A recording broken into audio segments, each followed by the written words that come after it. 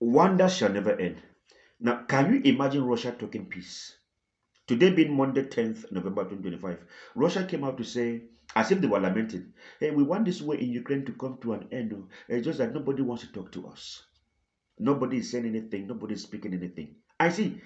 If you have not forgotten, I said something today in the morning in my first video that if Russia does not bring this war to an end by next year, then it means they failed. I never knew that Russia was going to make this statement. I didn't know. Because this statement carries weight. You may think it is weakness. It's not weakness. It is from their old playbook, from the Cold War era.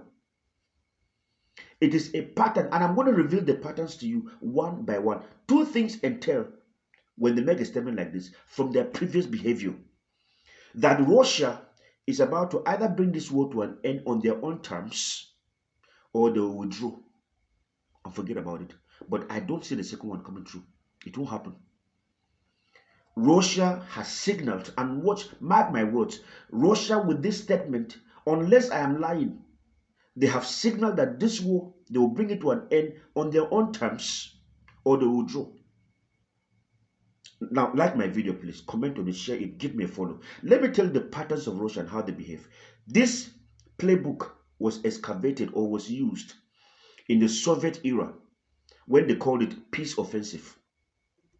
This was how they kept talking and they kept forming peace, diplomacy, while quietly expanding in, influence in Eastern Europe, in Asia and Africa. They kept on pushing resolutions until they got what they wanted. And then they played the same book in Georgia 2008 when Russia invaded South Ossetia and Abkhazia. They called for a pause for peace talks and then they formalized control over the regions. This same thing happened in Crimea and Donbass 2014 and 2021 when Russia seized Crimea, then demanded negotiations that forced Ukraine to accept the loss. In fact, in Donbass, Moscow encouraged a frozen conflict for years while secretly arming separatists. This same thing happened in Afghanistan, 1985 to 1988. That's the Soviet Union. Moscow called for peace with dignity. Can you remember? How many of you can remember, please? Just type yes, I can remember. Peace with dignity to manage domestic and international pressure. But withdrawal only came in when Russia noticed that maintaining the war was impossible. It is their normal pattern. When Russia starts talking peace like this, what they are looking for is time.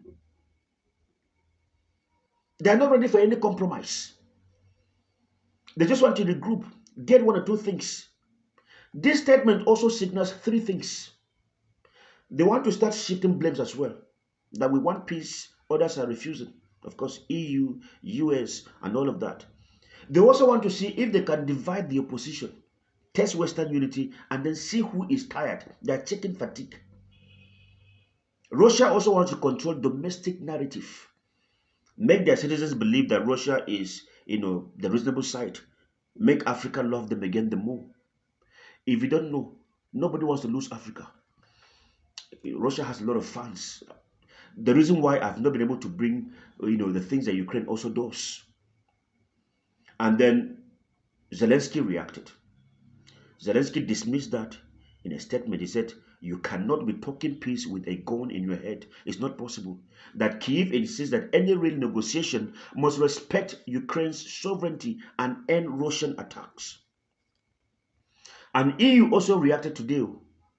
Yeah, EU and US. They said they are skeptical about it. That this is nothing but a propaganda. There's no genuine diplomacy in this. What do you think about this? The Russian spokesman Dmitry Peskov said he blamed Ukraine and Europe for the stall that has continued for some time now. What do you think about this? What do you think is the intention of Russia? Have you heard this statement before? What do you make of it? But all I know is that this is no weakness. Russia has a plan. That's what Bivan knows. What do you know?